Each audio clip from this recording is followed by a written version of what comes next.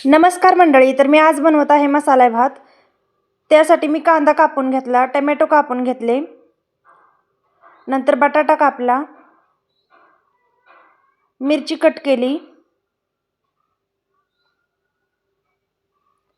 कोथिंबीर कापून घेतली। नंतर एका बाउलमध्ये 2 वाटी कोलम तांदूळ, थोडेसे शेंगदाणे, तूर डाळ हे सर्व स्वच्छ पाण्याने धुवून घेतले।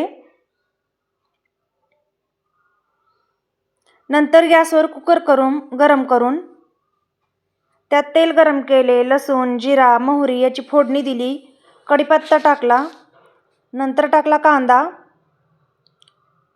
नंतर टोमॅटो टाकला, बटाटा पण टाकला,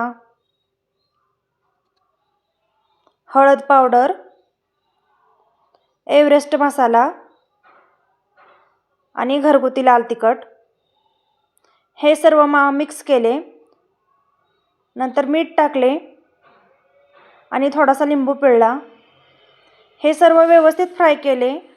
नंतर 1 ते 1.5-2 तांबी पाणी वतून उकळी आल्यानंतर त्यात तांदूळ टाकले, नंतर टाकली कोथिंबीर। कुकरच्या 2 ते 3 शिट्ट्या करून घ्यायच्या। बघू शकता आपला चमचमीत भात तयार झालेला आहे। साजूक तूप टाकून खाऊ शकता।